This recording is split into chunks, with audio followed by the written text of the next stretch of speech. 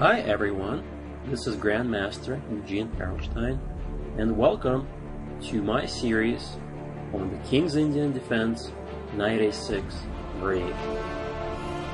Now, I have been playing King's Indian as black all my life, and I would like to share with you one of my pet lines, this Knight A6 variation against the classical setup. So, white usually plays the classical setup after d4, knight f6, c4, g6, knight c3, bishop g7, e4. So notice how white takes over the center, black plays d6, and here white has several moves. The most popular move is, of course, simple knight f3 with the idea to play bishop e2 and castle. This is called the classical setup, the classical variation, and I prefer castles, bishop e2, this rare move, knight a6. Notice, by the way, that if black plays e5 and white castles, we can still transpose to this knight a6 line, but I will tell you the reason why I prefer to play knight a6 right away. And the reason being is that after e5, white has this annoying drawish line, d takes e, and followed by the queen swap. Now white has this knight d5 move, forcing black to take, or even bishop g5 with idea after h6 to take on f6, and then hit the bishop and the pawn, and black is going to lose material. So these lines are not that dangerous if black plays correctly, but I simply want to avoid it by playing this early knight a6. So this is going to be the topic of my series, and let me share with you some of the dynamic possibilities that black will have. So after white castles, e5, white has many ways to counter the setup, and in part 1 I'm going to share with you ideas after d5 or d takes e, which both of these moves are not really big deal for black. Then I'm going to show you rook e1 with the idea to kind of build Marta-like center and not to move the d pawn at all. And of course the most popular move, bishop e3. We will cover all of these moves in its due course, but for now let's kind of back up. Back up to even right here, and after black played knight a6, just to share with you some of the ideas of this setup. So why knight a6 as opposed to any other square? The knight is sort of going to the edge of the board. You know, we're taught to develop pieces in the center, but black just made the move, putting the knight on the edge of the board. That doesn't look too great. Now, this is very important for King's Indian players to realize where that knight is heading, and I will show you very shortly. Another point I should also mention that black in the King's Indian gives up the center. You see how white has these beautiful 3 pawns on e4, d4, c4 squares. White has full control over the center. So black's strategy in King's Indian is to undermine the center with either e5 or c5.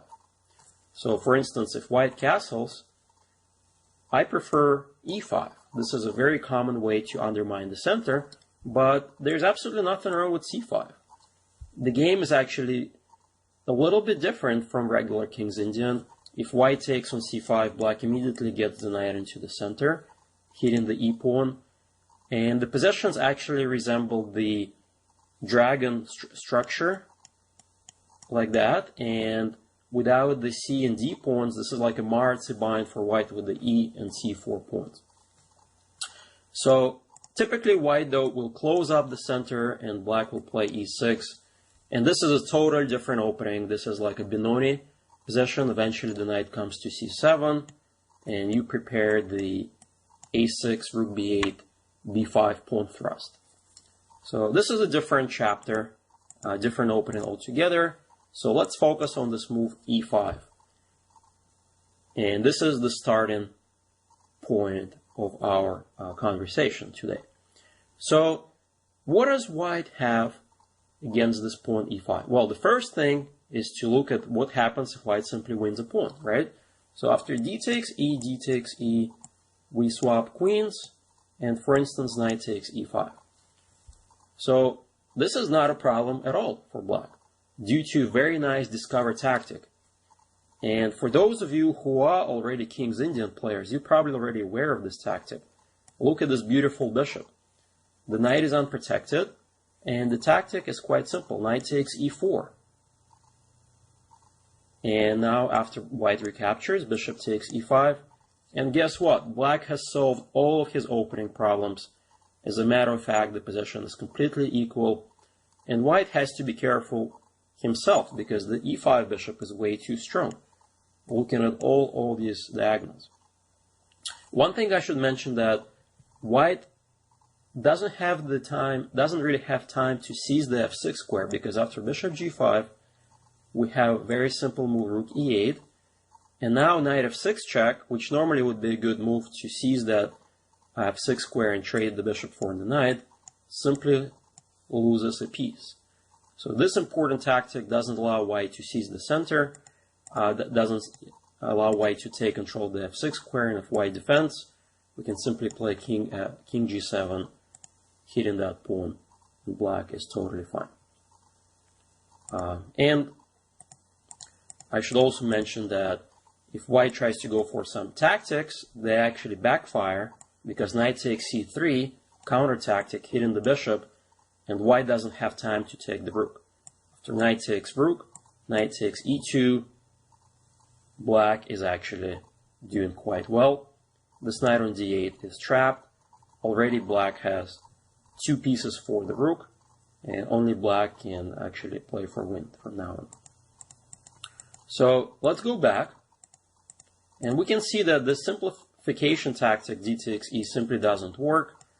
And if white tries to play positional like bishop g5, one thing we know for certain is that knight on a6 also plays a very important defensive function, defending the pawn on c7. So we can simply play either h6 right away, force white to take on f6 or retreat with the bishop, or quite simply rook e8, get out of the pin.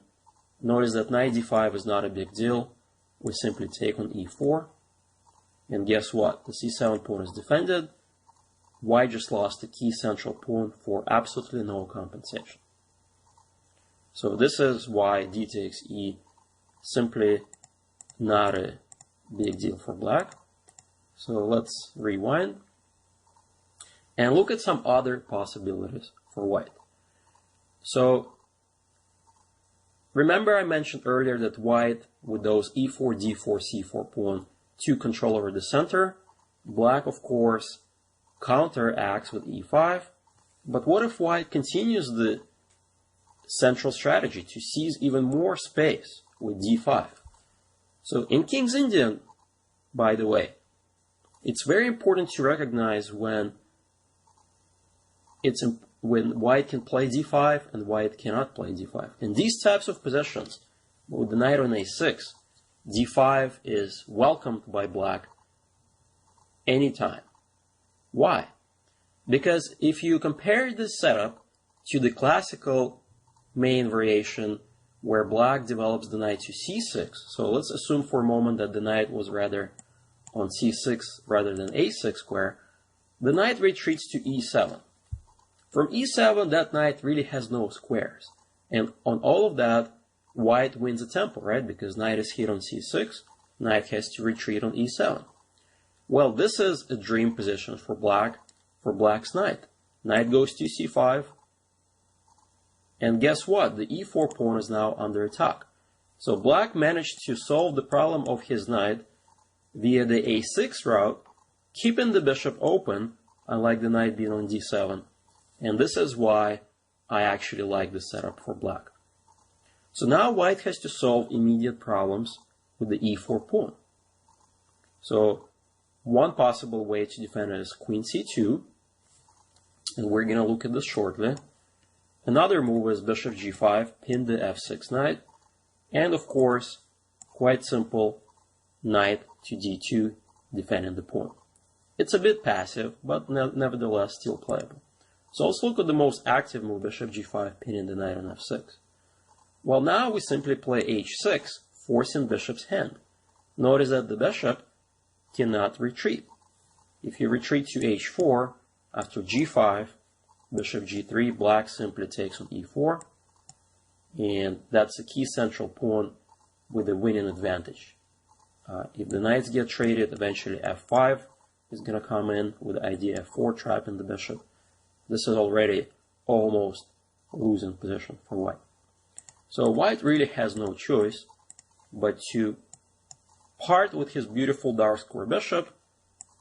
And if white now goes after the knight with b4, black has a couple of options. You can simply drop back on a6, hitting the pawn, or even drop back on d7 with the idea to play bishop g7, f5. By the way, f5 is a very important idea in King's Indian. You play on the king side, followed by knight coming to f6.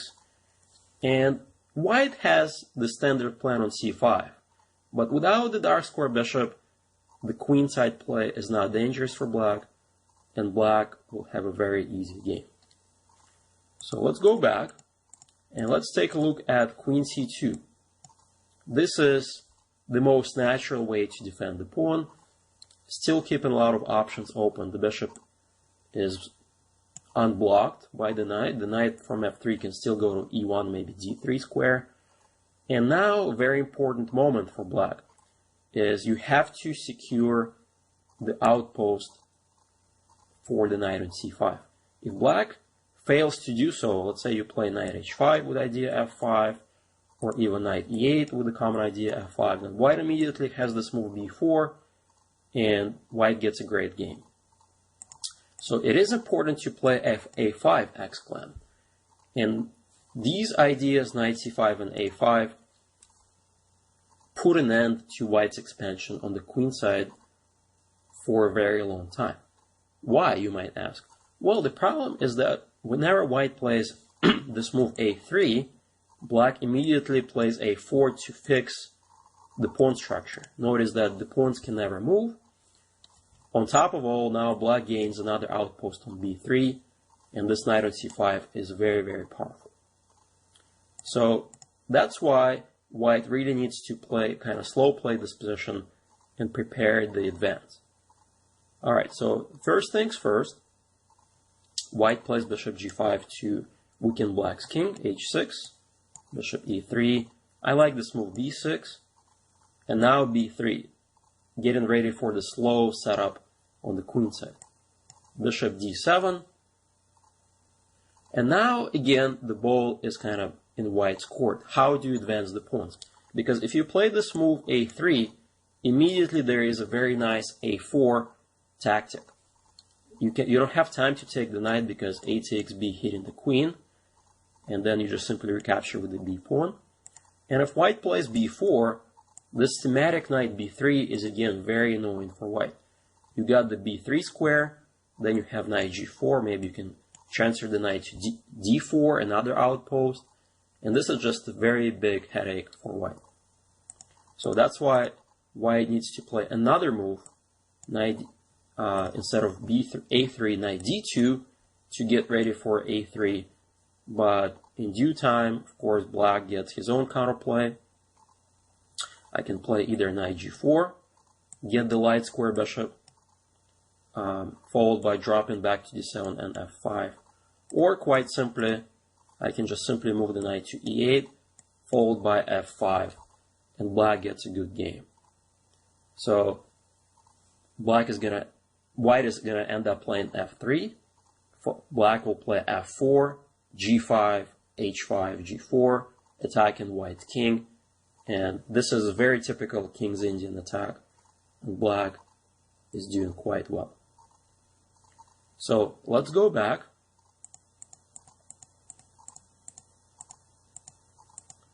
So we looked at this move queen c2. We looked at the move bishop g5. Both of them don't really pose any problems for black. So finally, let's take a move knight to d2. Again, what's the idea of this move knight d2? Pawn is defended, and now b4 is a threat.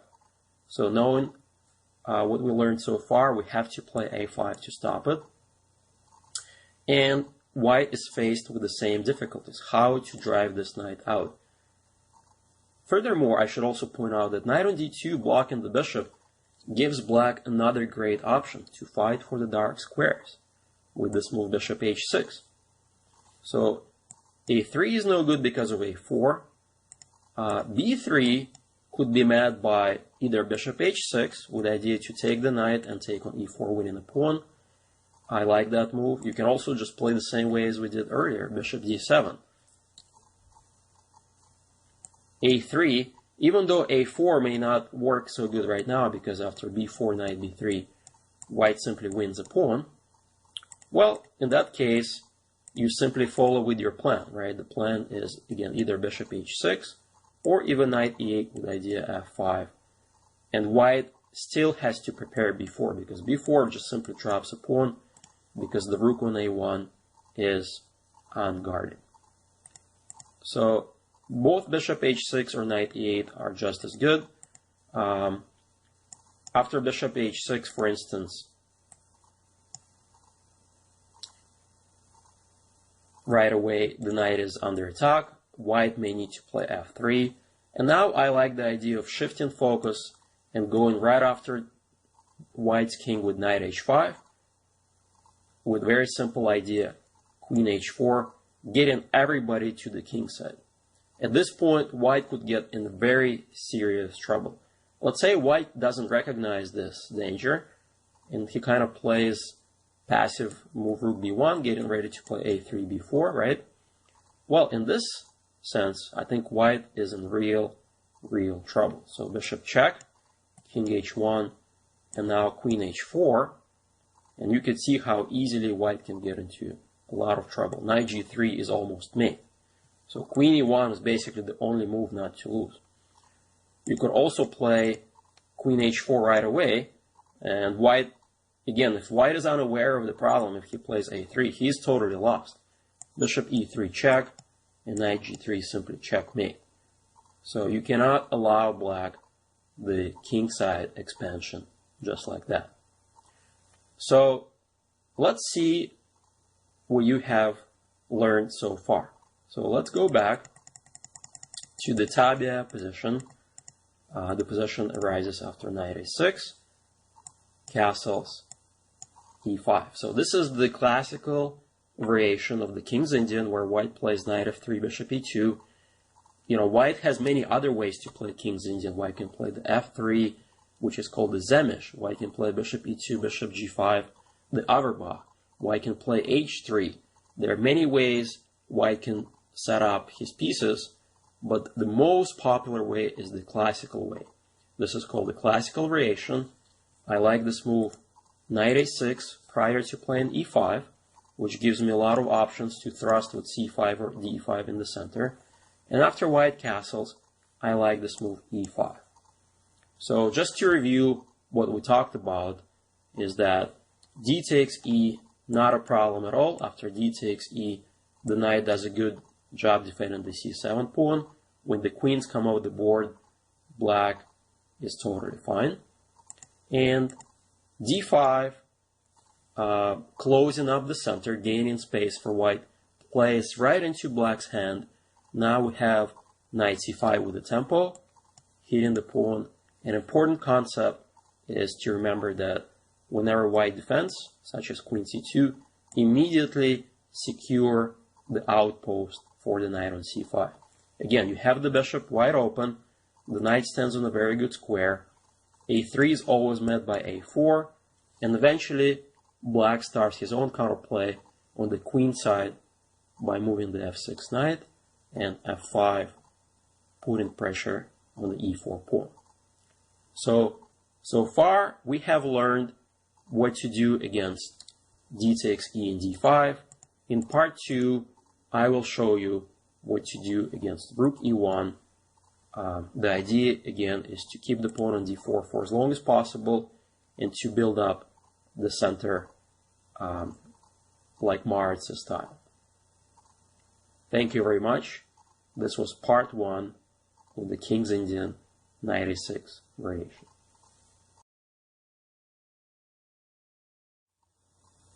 Hi everyone. This is Grandmaster Eugene Perelshteyn, and welcome to part 2 of the series on the King's Indian Knight A6 variation. So I am giving you ideas against the classical variation of King's Indian after d4, Knight f6, c4, g6, Knight c3, Bishop g7, e4, d6, and now the classical begins with Knight f3, castles, Bishop e2. Of course, there are many other ways White can meet the King's Indian, but the topic of this series is the classical approach. The move that I recommend is Knight a6, keeping the option of e5 and c5 still open, White castles, and now e5. So if you recall in part 1, we talked about the line where White plays d5, and this is playing right into Black's hands. The whole point behind Knight a6 is to put the knight on c5, and so after Knight c5, hitting the e4 pawn with the tempo, White plays Queen c2, Black plays a5, and this is exactly the type of position we are trying to achieve as Black. So I covered all of this in part 1. Today, however, I will talk about a different strategy for White, is to keep the center, those pawns e4, d4, c4, for as long as possible, and try to build up by playing rook to e1. So now you see that the knight on a6 is going to have harder time entering the game, and specifically the c5 square is now taken. So the question is what to do for Black. The move that I like, and this is my pet line that I scored numerous wins in tournament and blitz, is the move bishop to g4. Immediately putting the pressure on the f3 knight and indirectly putting pressure on the d4 pawn. Of course, there are many other ways Black can play. For example, the main line Queen e8 is just as good, leads to very complex play. So is c6 pawn move. But I think to really illustrate the point of our setup, Bishop g4 makes most sense, and it actually has a pretty good surprise factor. Not a lot of people are familiar with this move as White. So what would happen after Bishop g4? So first things first, White can take on e5, of course. White can also close up the center, d5. We're going to see shortly that this position resembles the earlier d5 pawn push. And of course the main line is to simply play Bishop e3 and strengthen the control of the d4 pawn. So let's look at these moves. So d takes e, and now very important move, you take the knight, taken on f3, and now if bishop takes, you recapture back on e5. And this position is very important in this whole Knight a6 setup. Why? Well, notice how White has the bishop pair, and Black willingly gave up his bishops. The reason being is that Black has a very important strategic plan. The plan is to go after the d4 outpost for the knight, ideally to get the knight via c5, e6 to d4. So let's say White tries to stop it and develop the bishop with bishop e3. And the move that I like here is knight to d7. Notice that White can't really stop knight c5 anymore. White typically plays the queenside expansion plan with a3, b4. We play knight c5 right away. White plays b4 and knight e6. This is exactly the type of position Black is aiming for. What's important about it is that you have to understand that d4 outpost is never going to be protected by a pawn. This is very important concession. On the other hand, the d5 outpost, let's say White plays knight d5, can easily be defended with c6. The knight on d5 doesn't belong.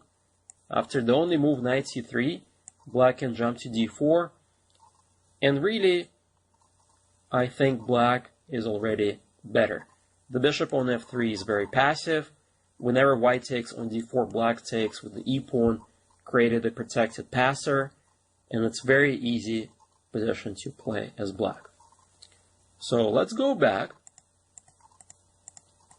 and take a look what else white can do after d takes e, bishop takes f3.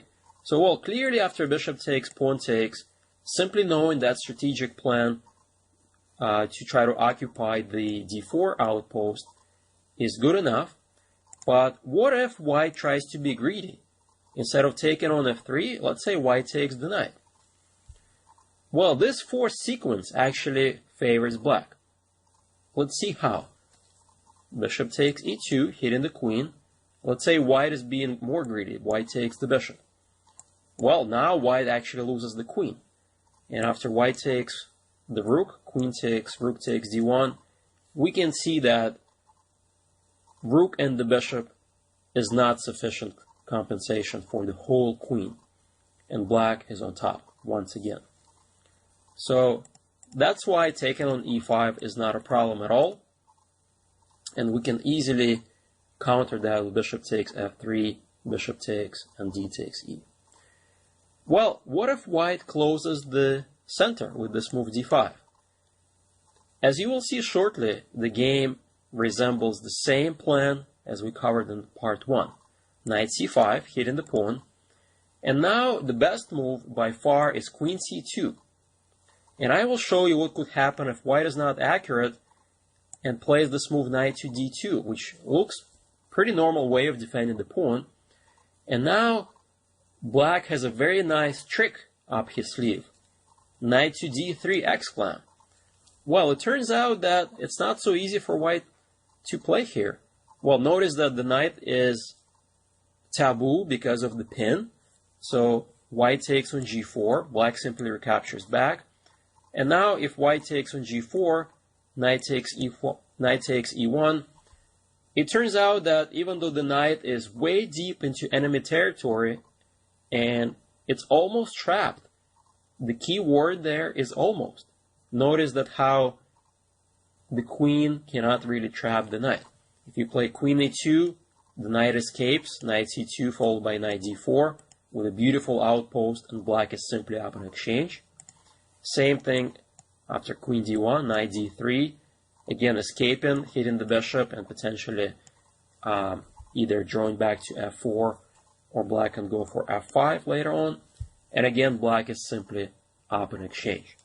So this little trick with idea knight d3 comes in quite handy. You know, white can take on g4 and then play rook f1, sort of admitting his mistake, and after f5, black stands simply better. So this is a pretty cool trick against the early knight d2 move.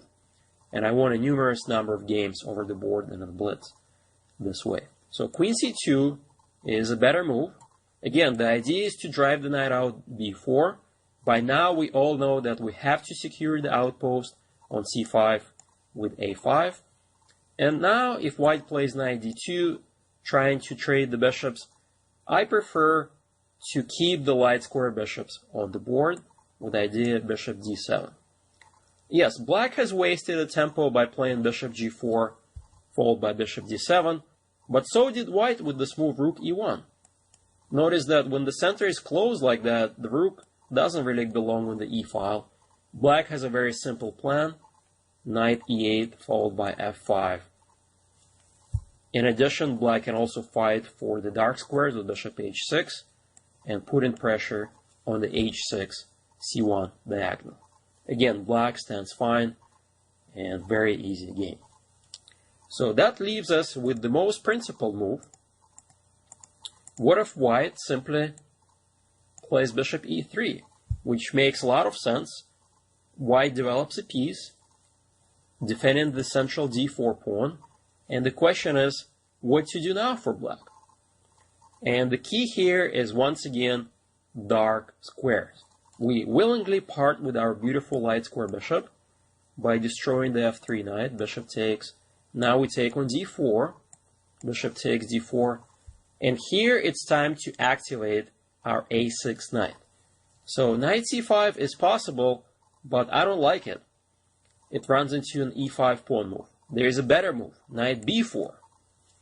Knight from b4 is going to be rerouted to c6 square. Notice that from c6 is going to hit the bishop and take control over the e5 outpost. And here, white has several ways to play. One possibility is white can still do the central build-up strategy of queen d2 followed by rook a d1. Let's take a look what would happen. Knight c6, hitting the bishop, bishop e3. So now the knight on c6 is much better placed, and we have to fight for more squares. So we got e5 square under our control. Now we need to fight for more squares with the move knight d7, opening up our bishop and getting ready for this knight c5 jump. So let's say white plays rook a to d1, knight c5. By the way, taking on c5 is always welcome. Even though these pawns are doubled, we get the c5 outpost, and in the future the pawn can come to c6 and take away the d5 outpost from white. These positions always favor black. So after knight c5, the plan is the following. Let's say white continues with the centralization strategy with the idea bishop takes c5, winning the piece. Knight e6. Very important plan. Notice how we transfer the knight from d7, c5, e6, and now d4 square is firmly in black's control. So the plan is black is threatening to play, let's say white plays something like a3, black is threatening to play knight c5, knight c to d4, hitting the queen, hitting the bishop. The knight is quite nicely secured by the bishop and knight. Later on, black also has the option to play c5 to really lock in that knight. Black solved all his opening problems and stands fine. So this is the idea I want you to keep in mind when playing this line. When you give up the light square bishop, you really have to know how to activate your knights. So the knight comes to b4, c6, the other comes to d7, c5, e6, and you really have a great game. So let's go back.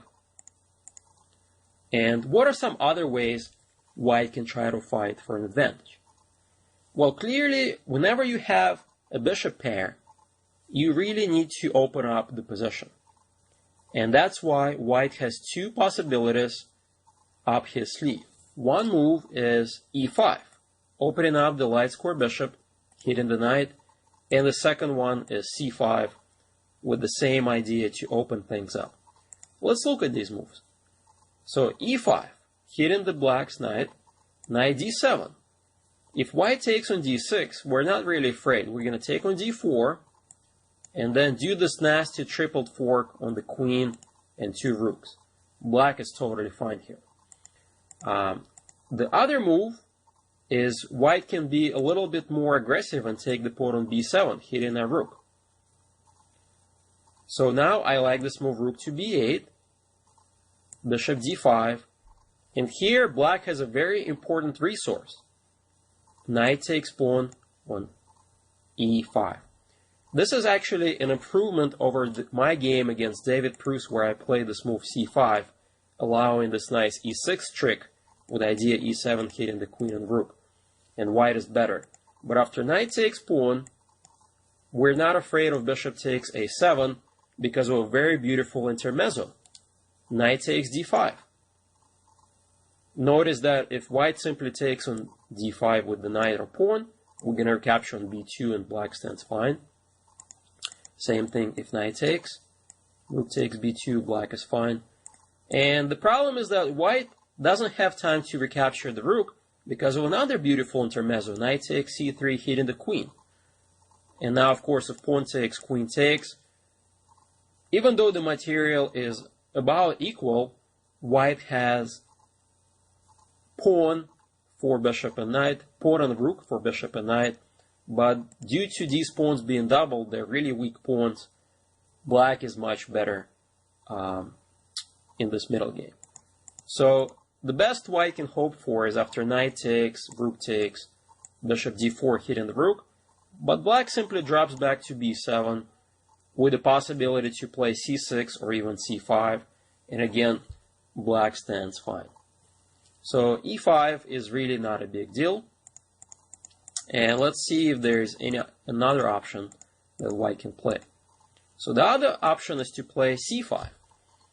Again, hoping that if black takes, bishop takes c5, hitting the knight and the rook. And these types of complications, of course, black can play knight d3, white can take rook, black can take on e1. There's absolutely no need to go for these complications. The simple move was knight c6, hitting the bishop. So white typically drops back to e3. And now I simply take on c5. White recaptures, and rook e8. Again, the bishop on c5 is a target. Knight d7 is coming up with a tempo. So white really has to do something to try to fight for an advantage. If black manages to play knight d7 followed by knight e5 or knight d4, in the future, black is going to be totally fine.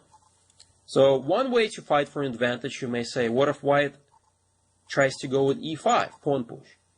Well, in this sense, there's no reason to take on e5 and lose the b7 pawn. There's a very simple idea, knight to d7, bishop takes, pawn takes, and now e5 pawn is lost, and black is simply better. The bishop is hanging, and there is no way to defend the pawn. So e5 is not really possible. If white drops back to e3, black plays knight d7 with a totally fine game. So what are some other possibilities? Well, let's say white plays queen b3, and this move has been played by Grandmaster Alex Lenderman against me, with the idea to bring the rook on d1, hit the queen, and hit the b7 pawn. Same thing, knight d7, exclam. Notice how black is willingly giving up the b7 pawn. If white takes, knight e5, the bishop is still under attack, bishop e3, and now black has a very nice simplification. Knight takes, bishop, ruining the king's pawn structure. Now black can play knight e5 right away, or even better, throwing bishop takes e3, pawn takes knight e5. And king g2, for instance, runs into queen f6, hitting the pawn, f4, knight d3, and now you see that the rook is under attack, and so is the f4 pawn. Black gets the pawn back with benefits. For instance, rook e2, knight takes, bishop takes, queen takes, and here black has a much better pawn structure on the king side. White's king is really weakened, queen g4 is a big threat, and only black can play for an advantage. So let's go back. So taking on b7 is really risky. Well, in the game, Alex played bishop e3, knight d4, exclam. I still go for the offering the pawn sack. He took. Again, if queen takes pawn, knight e5 is really strong.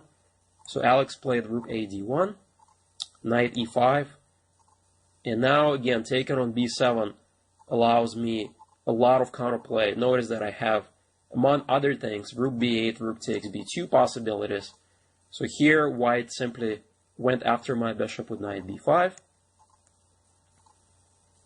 So knight takes, queen takes, c5, and here black stands completely fine.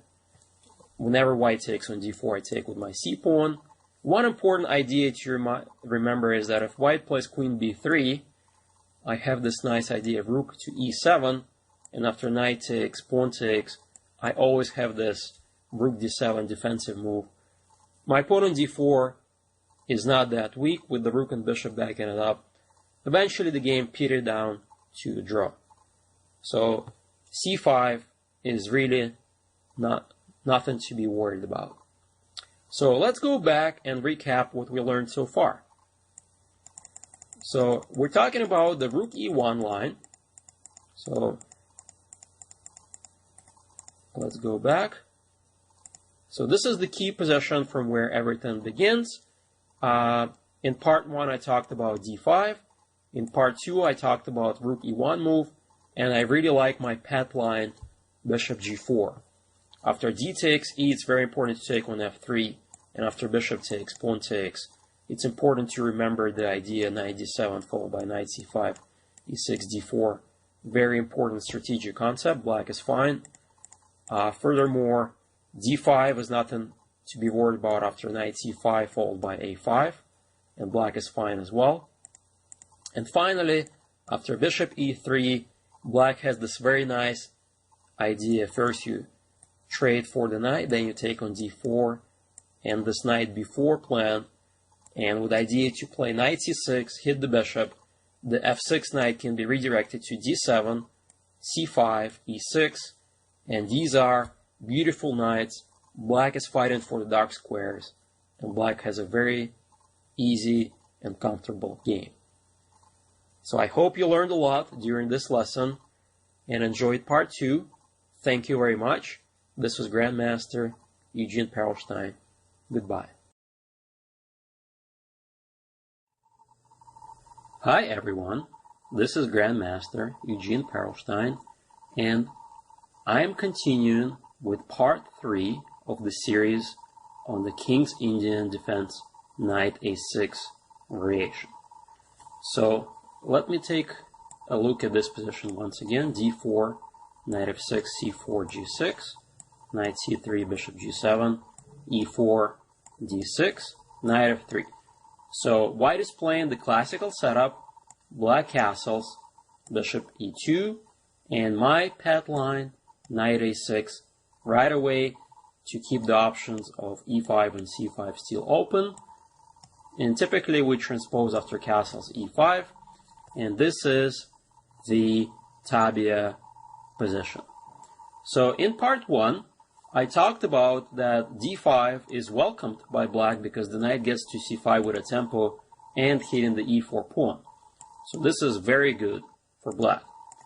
In part 2, I mentioned the slow build-up move, rook e1, and I show you my pet line against this with bishop g4 with the idea to try to destroy the knight, and with bishop e3 to simply take, and e takes d, and this interesting idea knight b4 to reroute the knight to c6, and the other knight can go to d7, c5, and maybe even e6. Eventually, black gets a great game on the dark squares and a lot of dynamic possibilities. Now, today in part 3, I will talk about a different line, the main line, I might say, bishop e3. So the same slow build-up for white, but rather than rook e1, remember in some lines rook is misplaced on e1, white simply develops his bishop. So notice that the knight on a6 can't yet enter the game, so black has to act quickly to try to disrupt white in the center with the move knight g4, hitting the bishop. So white goes bishop g5, black's queen is hit.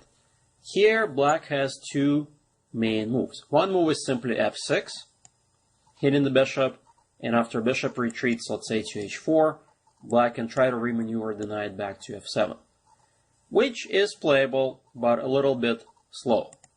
I like immediate queen e8, and this idea becomes very clear when you take a look at the position of the a6 knight.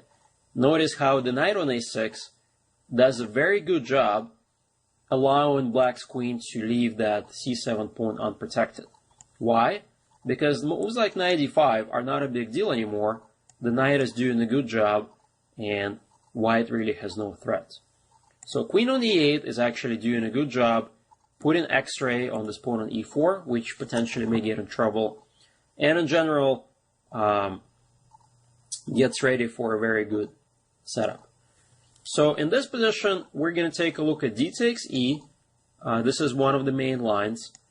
White can also play h3 first, which a lot of the times may transpose. And there are also two other moves. There is this very sharp move c5 that I will take a look with you and explain to you how black should defend against it. And in the next part, I will talk about the very annoying move rook e1, setting up an x-ray on the queen, which has gained popularity lately and really requires its own chapter altogether. So let's go ahead and take a look at the main line. So d takes e, d takes e. The position in the center has stabilized. We have a very nice pawn on e5 with an outpost on d4. White in return still has some space and potentially will try to do queenside expansion in the future. But for now, white is trying to take advantage of black's knight on g4 and hit it with h3. So what to do next? Here I recommend the move f6, hitting the bishop on g5. By the way, h6 is also playable, which leads to a little bit different positions, which we're not going to cover in this series. I prefer this move f6. So bishop is hit. The best way is to simply retreat to d2, for instance, and then black simply goes to h6 and reroutes the knight to f7. And I should mention that the best square in the King's Indian for black's knight is the square on f7. And I didn't say that. David Bronstein, the greatest King's Indian player of all times, said it. So, and you will see shortly why the knight really belongs on f7 in these positions. But before we go deeper, let me back up. And you might ask a question, well, what happens if white simply takes on g4 and wins a pawn? Well, good question. Knight takes. And here the key to understanding this position is, once again, dark squares. Without the white's dark square bishop, black is going to have a big party on the dark squares. Queen e7, exclam, hitting the knight. Notice that white has to suffer for the extra pawn and play knight h3. If you play knight f3, black gets the pawn back right away and stands better. But this knight on h3 looks really ugly. It really has no moves. Well, now black plays c6, just in time to cut any counterplay from this knight. And it turns out that white is really passive. It doesn't even feel like white is up a pawn because these guys are doubled. And black has a very good plan. For instance, let's say white plays a3, knight c5, b4, knight e6. Just in time rerouting the knight to d4, where the knight will do a lot of damage. Again, without the dark square bishop, white cannot challenge black on the dark squares.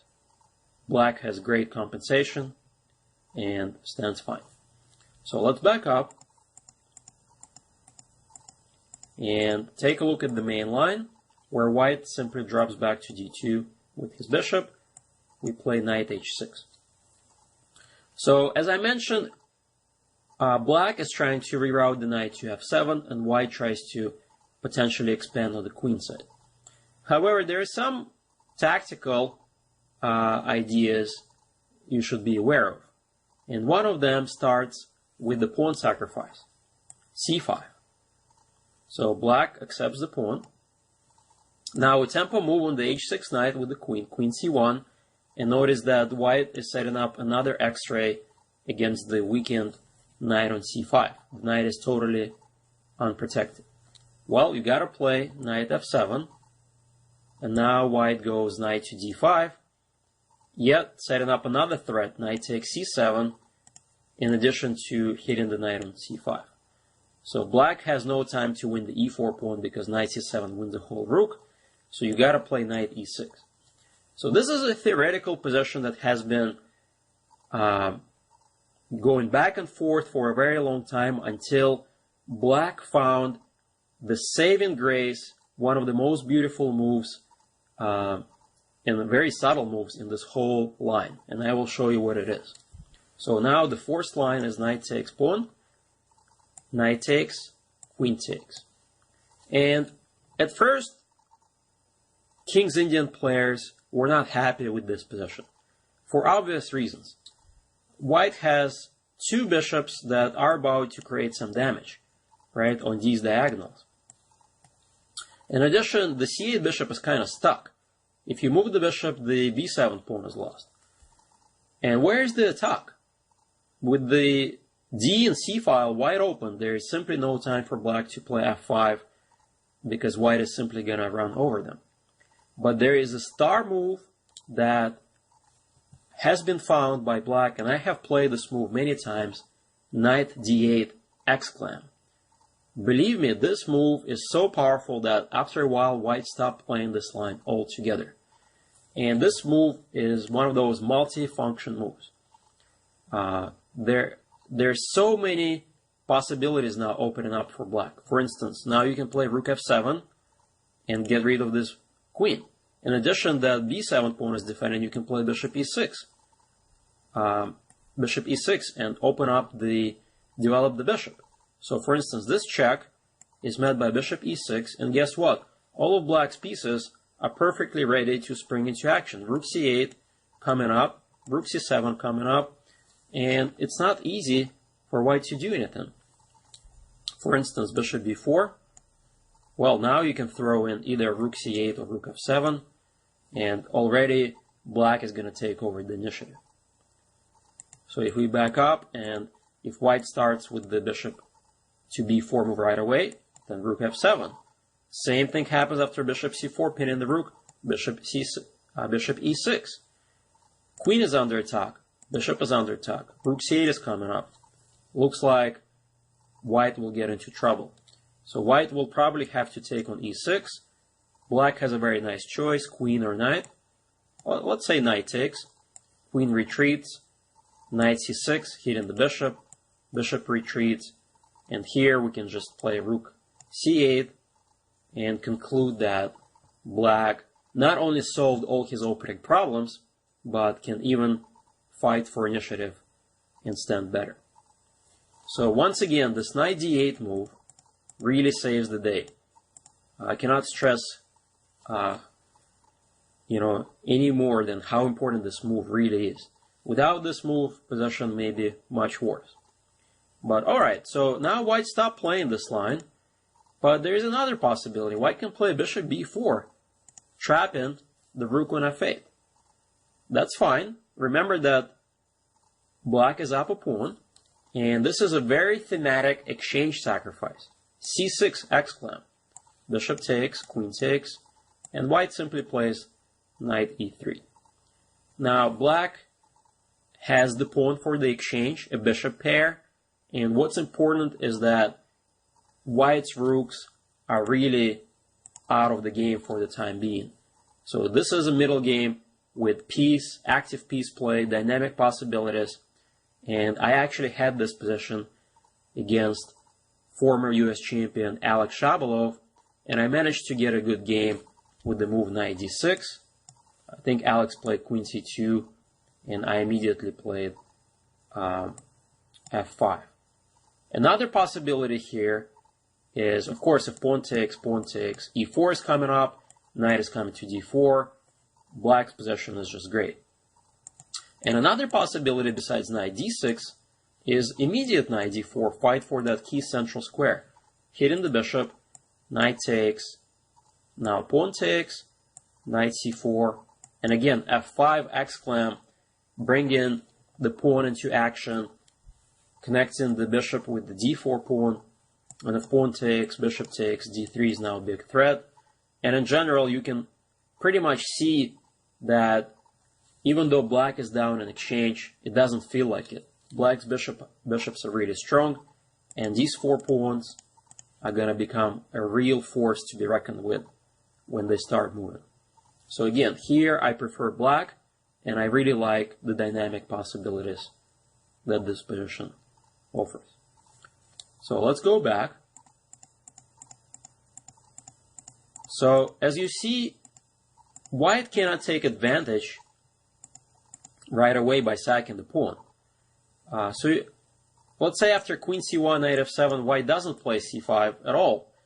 And instead, white plays this slow build-up idea, bishop e3, with idea to stop knight c5, and then a3, b4, c5 type of expansion. Well, here I like this move c6, forever taking the d5 outpost away from white's knight. Let's say a3, queen e7, getting ready for jump for the transfer of the knight to e6. b4, notice that white stops that, but now we have another good square for knight, knight c7, c5, and here black has two possibilities. I like the move knight e6. It's really part of the plan. the knight is going to be fighting for the d4 4 squares. And then we also have this f5 king side expansion. So pay attention to this position. It turns out that white, even though white has this very nice outpost on c4, he is simply not in time to fight against black's initiative on the king side. For instance, knight d2, f5, already f4 is a threat. Taken on f5 only opens things up for black. Now f4 and e4 are looming in the air, and the bishop is now wide open. So probably taken on f5 is not that great. So if white tries to keep position closed up with knight c4, then f4 exclam, and knight d4, and that's it. Black has achieved his dream position in this line. So notice how the knight from a6, all the way from the very beginning, managed to get its way to c7, e6, d4, and get this gorgeous outpost hitting the bishop, threatening all sorts of forks. And on top of it all, black has a bunch of ideas to go after the king. With knight takes e2, f3, potentially once you get rid of that bishop, you can start the pawn expansion. And again, with so many possibilities, black is much, much better. So let's rewind and take a look at some other ways white can challenge black here. So white could play this move h3 right away. Now I recommend simply play f6. Whenever white takes, you take. These positions, as we know, are totally fine. If d takes ed, knight takes queen e7, simply transposes. If white plays any other move, then this pawn is hanging and this pawn is hanging. So white cannot take the pawn because e takes d. So really white has to move the bishop. For instance, bishop c1, knight h6. Again, knight is being rerouted to f7, and black has a great game. So let's go back. One thing, you should not fall for this trap. I should mention that because a lot of people sometimes fall for it, is this move knight f6. Sometimes this move is played right away, which is a mistake, or black may throw in h6, bishop h4, and knight f6 here. This is a big no-no. You would never want to play knight f6 in these types of positions because of the following nice trap. White takes and plays c5 exclam. It turns out that this knight is like a glue holding black's positions together. And now black can either take on d4 or on c5. Either way, white has the star move knight d5 exclam. The knight is hitting the bishop and eyeing that c7 pawn. If bishop g7 simply loses to bishop takes, pawn takes, knight takes c7.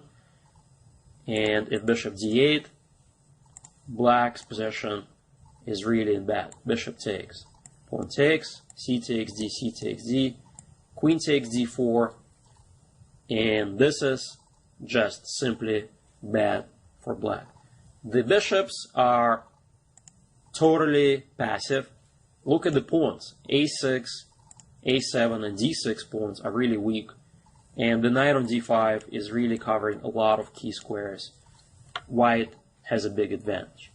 So again, the key to remember is don't play knight f6. Always try to challenge the bishop with the move f6, and black gets a good game after you retreat the knight back. Alright, so we covered pretty much all the key moves. As I mentioned, Rook e1 is its own chapter. I'm going to cover this in part 4 of the series. But the critical move is c5. It's a very sharp move.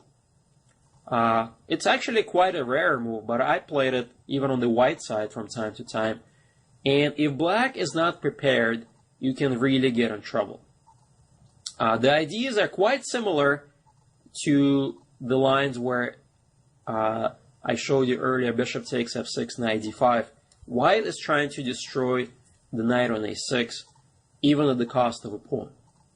So let's see what happens. E takes d, knight d5. So this is a pawn sacrifice. Again, the threat is bishop takes knight, followed by knight takes e7. Another threat is bishop e7. The rook is trapped. White is going to win the exchange. So this position has been played numerous times with various success, and until 2009, where a game between two King's Indian experts, Hikaru Nakamura was on the white side against the English Luke McShane. And McShane showed the best plan against this knight d5 move. Is bishop e6 exclam. Again, you've seen this idea earlier.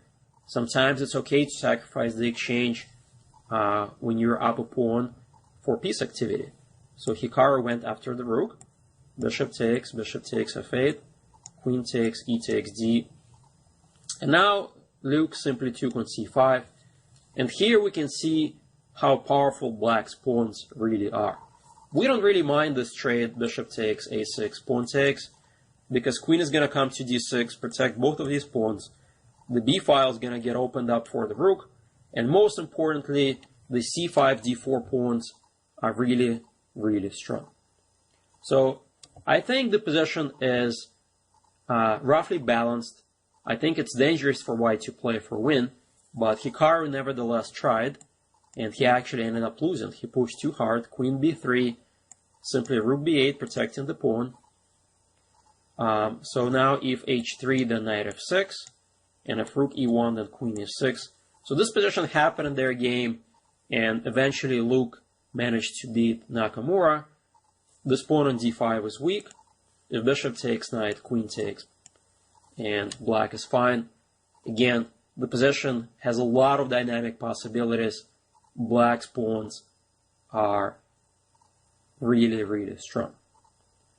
So this pretty much concludes all of these bishop e3 lines. So let me just go back and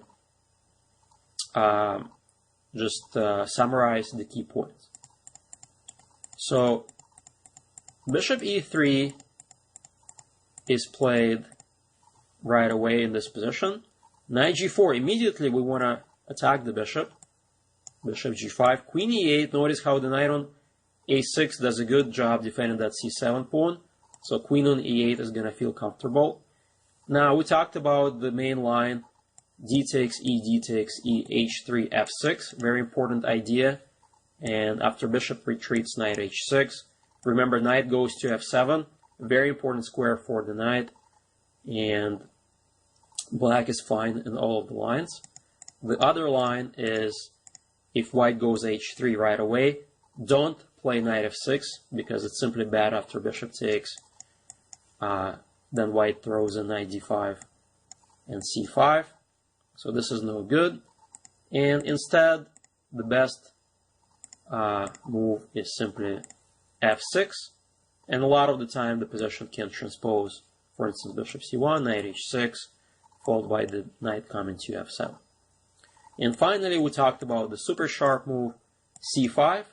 As was shown by Luke McShane, the best way is simply to take the pawn, sack the exchange on e7, destroy that d5 knight, and after d takes c, you're going to have really great compensation for the exchange. So I hope you enjoyed this lesson, and I will see you in part 4 of the King's Indian defense knight a6 variation. This was Grandmaster Eugene Perelshteyn. Thank you and goodbye.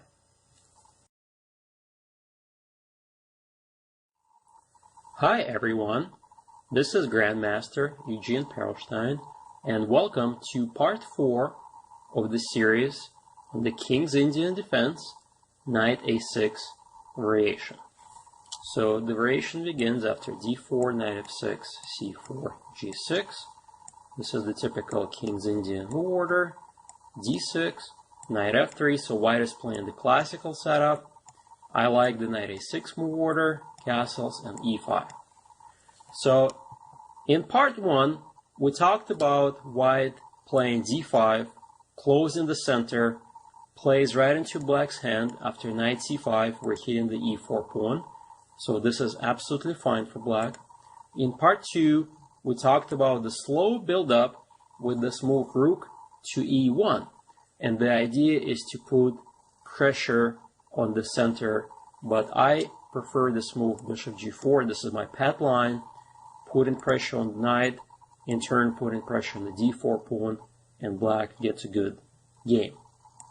So in part 3, we talked about the main line, this move bishop e3. And this is the continuation of the main line after we play knight g4, bishop g5, hitting the queen, queen e8, and now this move rook to e1. This move rook e1 looks a little bit odd at first. We have 2 pawns on the e-file and the bishop. But in reality, you could see how the rook is going to be potentially x-raying the queen on e8, so black has to be careful.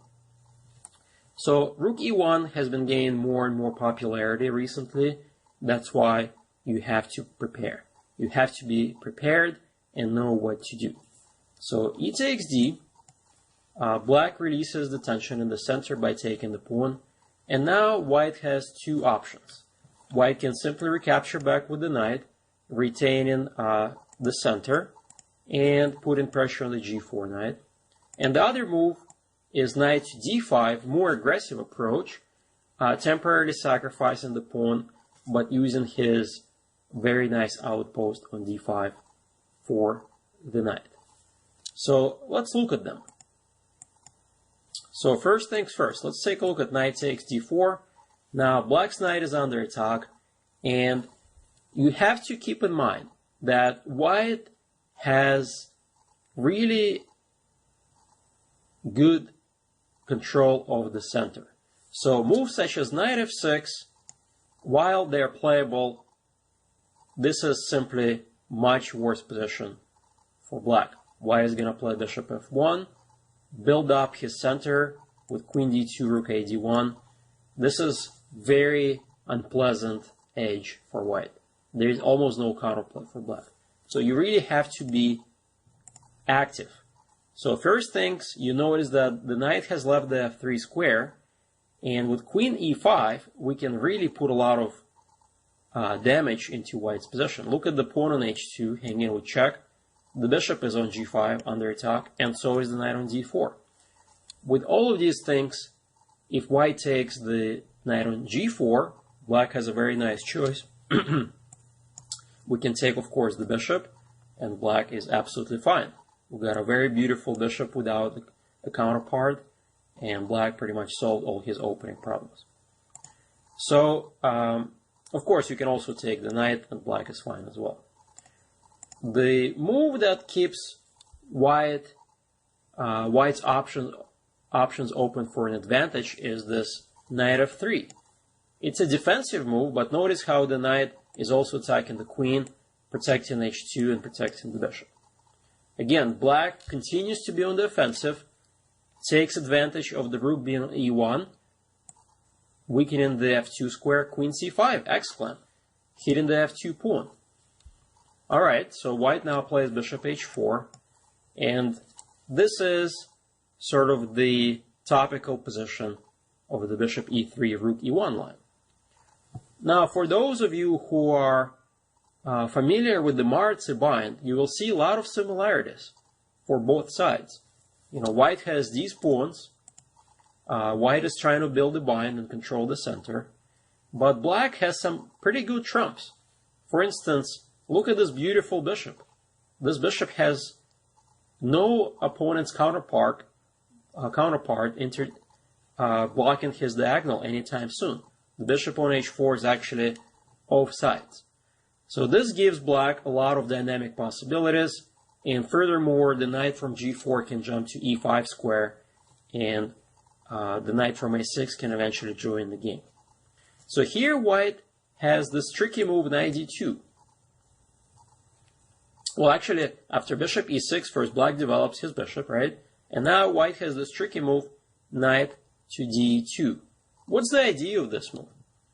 Well, the idea is that white is really trying to put pressure on the g4 knight and at the same time activate the knight to b3 square. In reality, though, the knight on b3, I don't quite see why it's so much better than the knight on f3. The queen is not going to get trapped anytime soon, so this is not a big deal at all. So we play knight e5.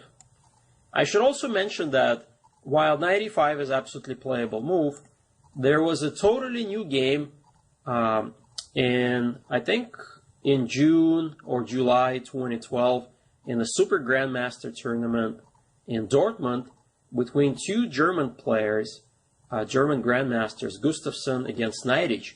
And Neidich introduced a new idea, h5. He's basically saying, well, go ahead, do something about that g4 knight. I'm simply going to defend it with the pawn. And if you play knight b3, queen b6, bishop takes, eventually black got a great position with two bishops and ended up winning the game. So this is a very instructive game. I highly recommend for everyone to review it and take h5 with, possibly adding it to your repertoire in addition to knight e5. But knight e5 was totally fine. So, of course, knight b3 is simply met by queen b6 followed by knight c5. Whenever white goes to d5, you always take it. And these types of trades are always fine for black. And the position is roughly equal. Both sides have their trumps. I really like especially the dark square bishop on g7. And it really not so easy for this bishop to get involved into the game. What other possibilities can white do besides knight b3? Well, white can try to go for, let's say, rook c1 move, kind of slow build-up approach. Now queen b6 hitting the pawn. And again, the knight is going to come to c5, and game is pretty comfortable for black. Now, what about knight d5 right away, you might ask? All right, same thing. We can either play queen d4 or take right away, followed by queen d4.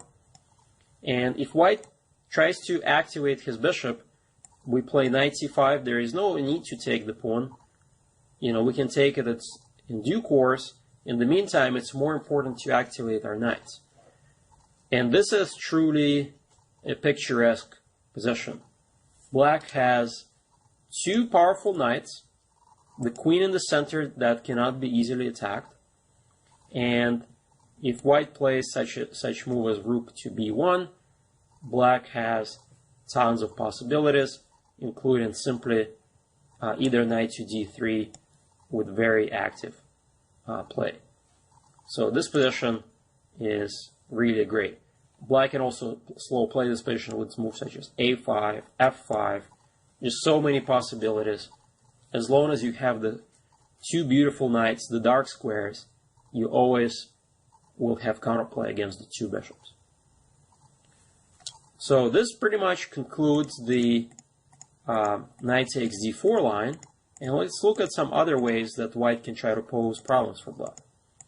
So after e takes d, besides knight takes d4, which is met by queen e5, knight f3, queen c5, just remember this idea, and you get a lot of counterplay, bishop h4, bishop e6. So let's go back. So besides knight takes d4, white can also play knight to d5. As a matter of fact, this move is a little bit unpleasant for black, especially if you try to go after the bishop. There is this very annoying move, bishop e7, and now the rook is trapped. So you have to play c6 and sack the exchange, and it's unclear if you actually have compensation. Sometimes white can even go for taking on d6, temporarily sacrificing a piece. There is really no need to go for these complications, let me tell you that. And I will give you two very good ways to counter this move knight d5. Two options. Both of them, I'm not sure which one I actually like more. Both of them have been played by top grandmasters, and I will just show you the ideas and you get to pick. So one of them is immediately to put pressure on the knight with c6, forcing the knight to come to e7. And after king h8, really white has nothing better than to take rook takes. And the other move, which I actually like f6. Even though you may say, well, don't you just close down that long diagonal? It is true, but you will see how black will end up getting a good game. So let's look at f6 first. This was played by none other than King's Indian renowned expert Rajabov, who is, of course, top 5 player in the world, against none other than another great King's Indian expert for both sides, Boris Gelfand. So Raja managed to beat Gelfand with this move f6. You know, this really deserves attention. So bishop f4, knight can come to e5, but Rajabov comes up with an even better move. He knows that this pawn is doomed. He plays d3, sacking the pawn. So now queen took. If bishop takes, black follows with knight e5 anyways. Raja plays knight e5, queen d2, and now the simple move queen f7. And this is the point behind the move f6. It turns out that the rook and the queen will do some damage on the f-file. Of course, it's unclear how, but you will see shortly that Gelfand actually got in a lot of trouble. So he played rook d1, which makes sense. Knight c5 hitting the pawn, queen c2. Basically, white is just doing his normal centralizing strategy, building up, putting the rooks on the d and e files, 2 powerful pawns, and the knight on d5. Well, all great, but black's position has got some venom as well. c6, exclam, really you want to get rid of that knight. Knight c3 was played by Gelfand, and now f5, exclam. The whole point of black's setup becomes clear. So let's see if you can try to figure out why Raja sacks the pawn on d6. Because after rook takes d6, the knight is also hanging. But there is a point behind it. The point is actually quite nice pressure on f-file. F takes e, exclam, hitting the f3 knight and hitting the f4 bishop. So really, if knight takes knight, queen takes, hitting f2 and e5, this is pretty bad, right? So if bishop takes, knight takes, oopsies, look at this battery. Queen and rook, f2 square is weak, queen takes check, followed by queen takes rook, and checkmate. So this is black's idea. Of course, Gelfand, who is a pretty strong player, world championship candidate, got to play Anand in the match, didn't fall for it. But he did realize that f takes e is a very strong threat. Of course, taking on f5 only helps black. So he kind of took, and this is kind of biting the bullet, right? When you trade that bishop for the knight, pawn takes, you already create some concessions.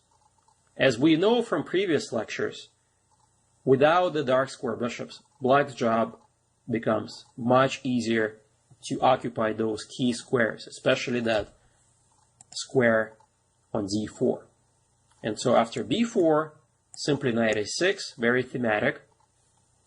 Of course, taken always helps black. Now e4 is looming in the air, so white almost never does this. He played c5, and of course, Raja simply plays knight d4, hitting the queen.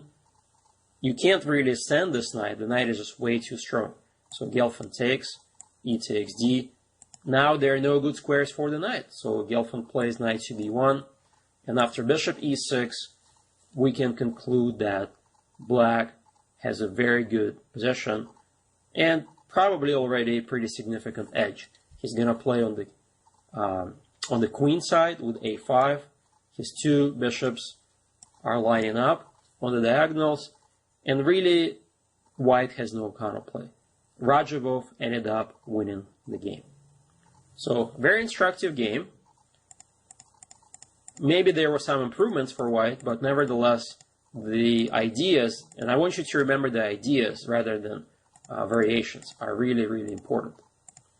Alright, so of course after d3, bishop takes, knight e5, followed by queen f7. Same exact thing. You can get rid of the knight later on with counterplay, and knight comes into c5. All right, so f6 is one possibility. Another possibility that I like is this move c6, hitting the knight. So knight e7, this is almost forced. King h8, knight takes, rook takes, and now, of course, knight takes d4.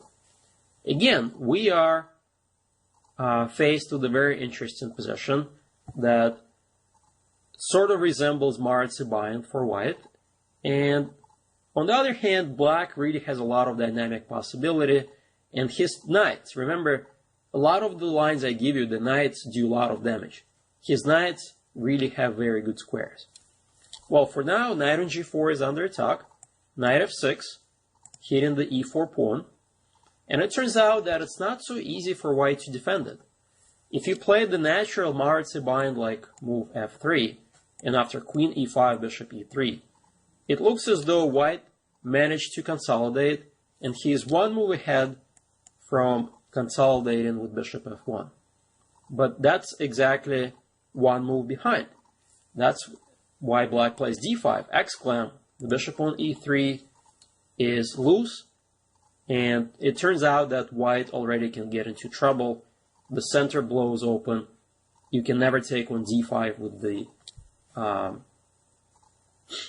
e pawn because of the bishop is hanging, and therefore black gets tons of counterplay. If pawn takes, you can take with the pawn, or even I like this move, knight takes, again using that pin with tremendous counterplay for black.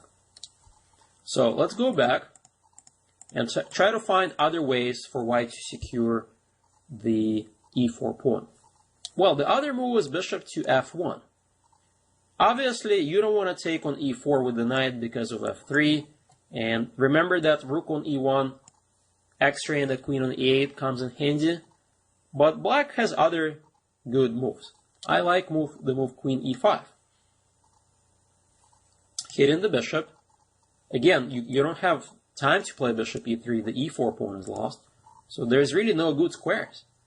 So if bishop h4, now I like the move queen c5. Redirecting the queen on a better square. And now the rook can come into e8. So a lot of possibilities. And here, by the way, you may also consider knight takes e4, hitting the knight. Because you're not afraid of this pin. You win with queen takes d4. So you see a lot of possibilities for black. So white really is having difficulties holding his position together. Well, f4 is more forcing the queen on c5. And now, again, the rook is going to come into, let's say, king h1.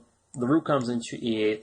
And here we can probably conclude and say that black has sufficient counterplay for the two bishops. The knight on d4 is somewhat loose because of the g7 bishop and the queen on c5. Pawn on e4 is really under attack. The knight takes e4 is coming up. And I think white is faced with some difficulties in this position. So this pretty much concludes this whole rook e1, bishop e3, rook e1 line. Again, not dangerous if you know what to do. And let me just make a few summarizations for you after this rook e1 move. So e takes d. If knight takes, you have to remember to play queen e5, and after knight f3, queen c5, after which black gets a great game, and you just develop. After bishop h4, for instance, bishop e6. And finally, if white tries to be aggressive and plays knight d5, don't worry about trying to defend this d4 pawn. Forget about it. You have two very good options. Play like Rajaba with f6 and sacking the pawn with d3, queen takes knight e5. And then queen f7 with great counterplay.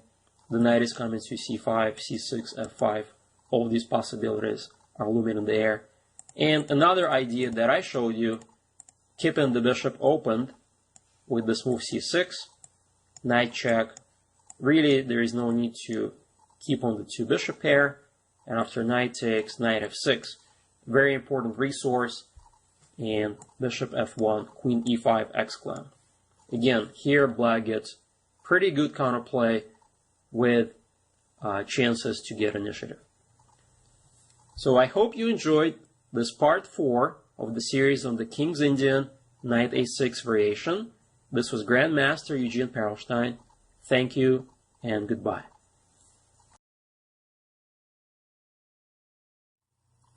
Hi everyone, this is Grandmaster Eugene Perelshteyn, and we're doing part 5 of the series on the King's Indian Defense Knight A6 variation. Now, in the previous parts, I specifically focused on the theoretical part, the opening moves, variations. In this part, I would like to show you a very instructive game that I played as black, which clearly illustrates very good ideas, plans, and as a matter of fact, an instructive attack that I managed to execute against the mainline Bishop E3 variation. So let's take a look at this game.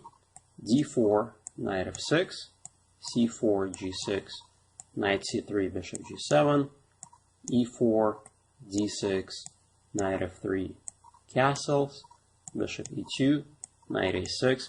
As I mentioned in the previous parts, I prefer the move order Knight A6 followed by E5, just because it gives black more options and it avoids the D takes E line. So white typically castles, E5, and this is the tabia of the variation.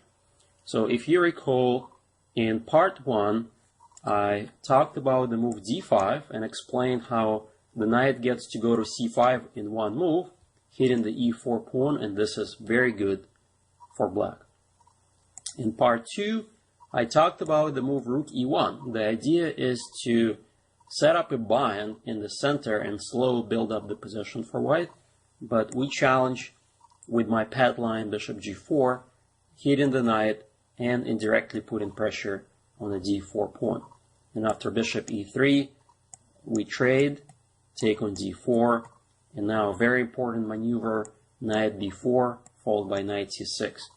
This is very good for black. The F6 knight can go to D7 and C5, eventually even to E6, and black gets a very good dynamic play. So in part 3, so let's go back, I talked about the main line, Bishop to E3.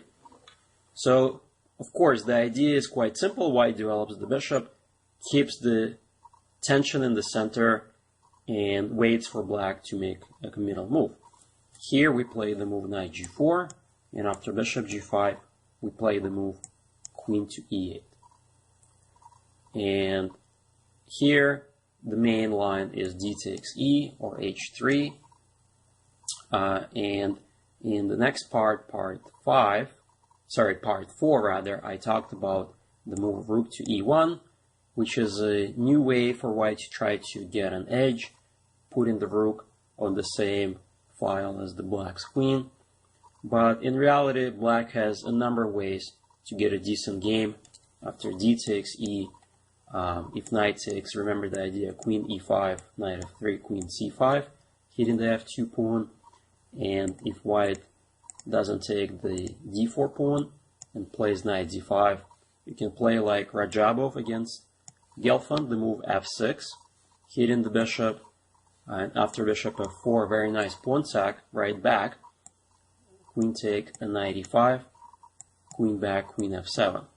The knight is going to come to C5, pawn is going to come to C6, very good counterplay for black. And finally, another option, this move C6, keeping the bishop on G7 wide open, and after knight check, king back, white has nothing better than to take on C8, and after knight takes D4, Knight F6. Due to very powerful pressure against the E pawn, if white plays Bishop F1, Queen E5, hitting the bishop as well, black gets very good counterplay here as well. So this is basically the summary of the previous parts. And now the instructive game begins in the Bishop E3 variation, Knight G4, Bishop G5, Queen E8. And this all happened in my game against Darwin Yang, who is at that time was, I think, 2300 rated, promising junior. Now he is a GM strength player, and he plays this move h3. As you recall, I mentioned that white can take on e5 or play h3 right away. And f6. We play the same way against h3, hitting the bishop. Now, if you recall, after h takes g, f takes g, for instance, he takes on e5 and wins the pawn, this position is actually totally fine for black, because black has excellent compensation on the dark squares. So after queen e7, hitting the knight, well, knight h3 is the only square for white's knight not to lose the pawn. And now after c6, taking away the d5 outpost, now we're going to play knight c5, knight e6, knight d4, and there is absolutely no way white can prevent this plan. So black is going to have sufficient compensation and play on the dark squares. So therefore, it's not advisable for white to take the knight, so typically they retreat to d2 or even to c1. Either way, black plays knight h6, and after bishop e3, this position happened in my game against Darwin Yang. So notice how it's very similar to the line where white takes on e5, except white is trying to prolong taking on e5 for as long as possible, but black simply executes his plan. So knight f7, with the idea to push f5 in the right moment. Here white finally decides to trade, pawn takes, and now this is the very important typical position in the knight a6 variation main line, bishop e3. Both sides have their trumps. White has the space advantage with the e and c pawn, and specifically white can expand on the queen side with a3, b4, or even c5 right away. Notice that if white manages to do that and cut black's knight off, this knight is going to have a hard time entering the game. On the other hand, black has his trumps too. Black has ideal placement for the knight on f7, which will support black's attack with f5, followed by f4 hitting the bishop, and eventually kingside pawn expansion with typical g5, h5, g4. So let's see how the game plays out. So my opponent right away plays c5. Now this knight really has no good squares. But that's all right, because I simply play c6 and invite white to capture the knight on a6. Even though white will ruin black's queenside pawn structure, it's very important that black gets the light square bishop. It turns out that in a lot of positions, the light square bishop helps white against black's kingside attack. So even though we have the weaknesses here on the queen side, the game for black at least is going to take place on the king side. When we play f5, f4, g5, h5, it's going to be much harder for white to prevent the pawn push g4 without the light square bishop. So let's take a look what could happen next. In the game, my opponent didn't take on a6 right away. He started with the very thematic knight d2 with idea knight c4 move. I simply play f5. Notice that knight c4 is impossible because of f4, hitting the bishop, and the c5 pawn is completely unprotected after the bishop move. So that's why white has to do something about it. He played f3. This is the typical way to start to try to buffer black's attack. If black plays f4, white can simply drop to f2. So therefore, well, I still could play f4 followed by g5, h5, but for now, I find a better move, queen to e7. Well, it turns out that the pawn on c5 is under attack, and there's no easy way to defend it. b4 is, of course, impossible because of knight takes pawn.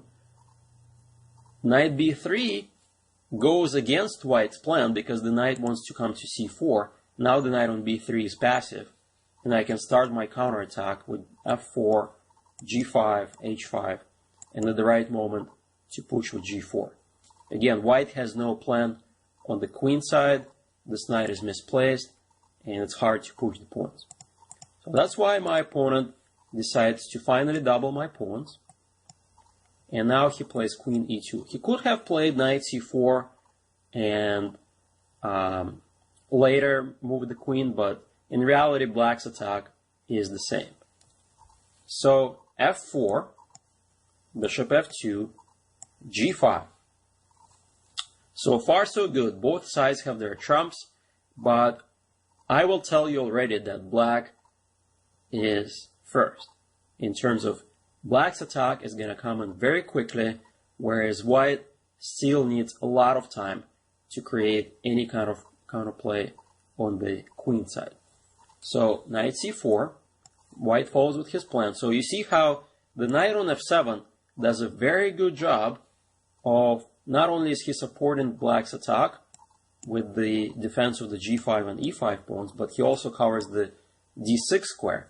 This is the typical weakness in these types of positions for black. And if white comes knight to d6, it's not the end of the world.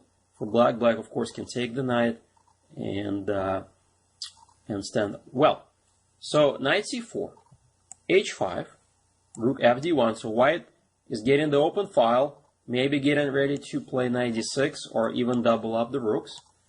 And here my attack comes crashing through. g4, exclam.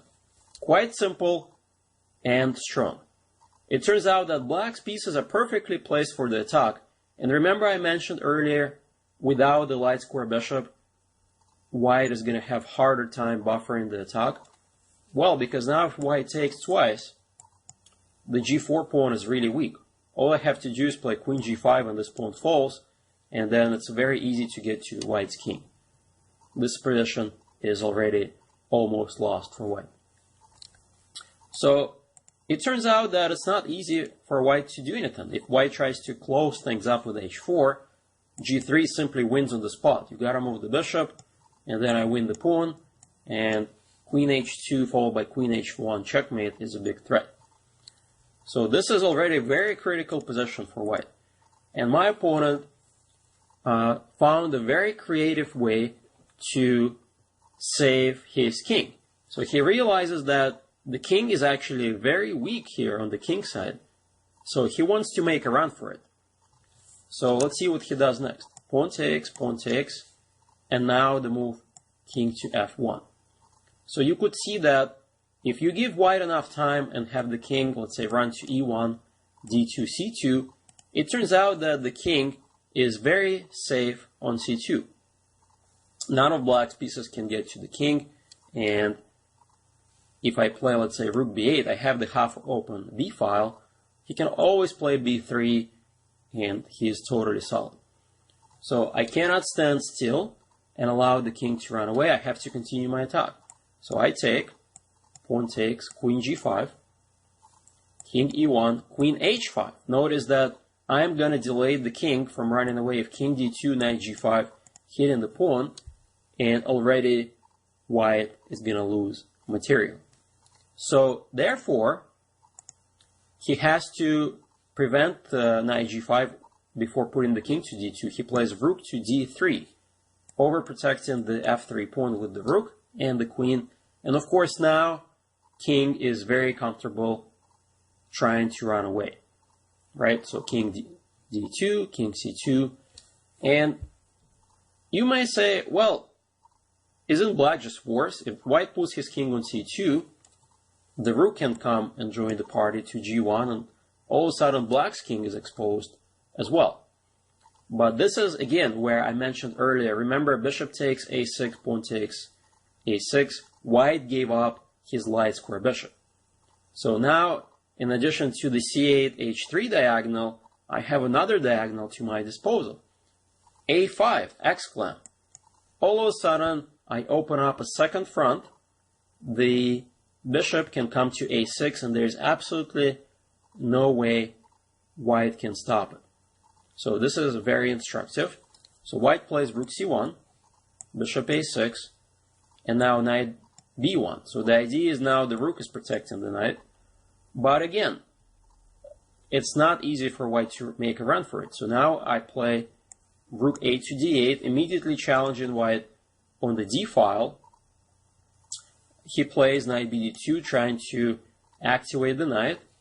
Queen h1 exclam. Now I paralyze another piece. Notice that he has to block with the knight, and both knights are completely paralyzed. So this is pretty cool position, how this bishop is having all these pieces as a skewer on the diagonal. The queen on h1 is also paralyzing white. So all black has to do is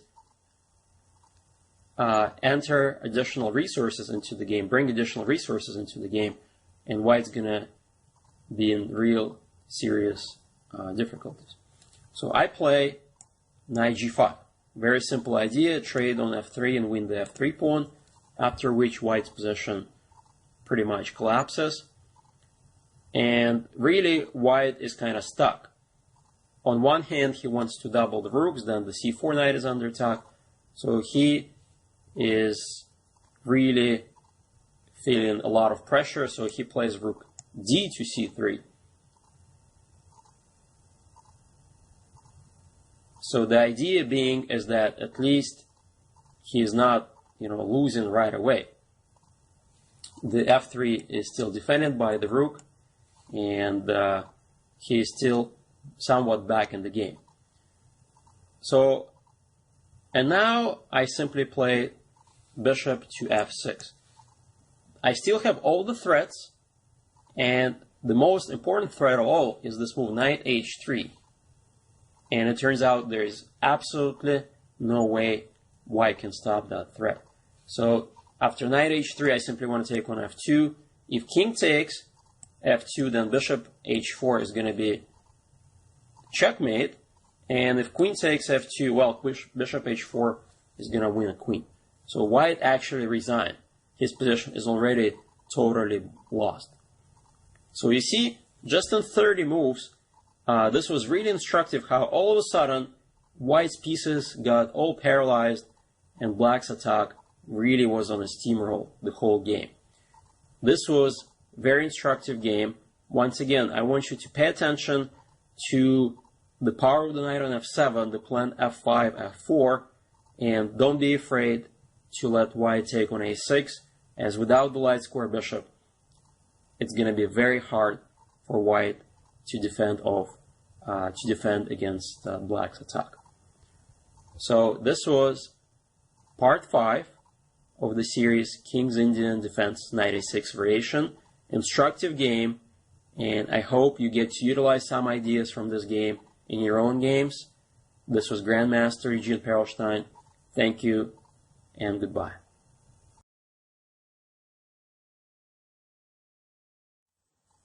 Hi everyone, this is Grandmaster Eugene Perelshteyn, and welcome to part 6 of the series of the King's Indian Defense Knight A6 variation. And this is the final part of the series.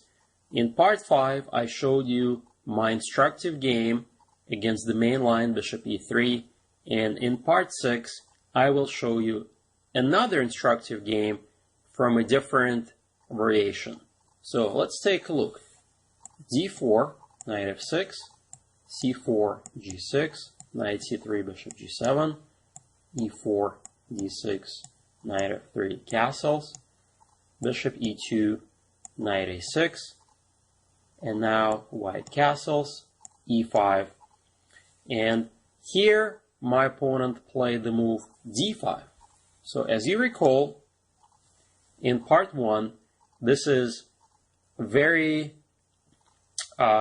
easy position to play for black, because right away after the move d5 you get the outpost for the knight. So let's take a look.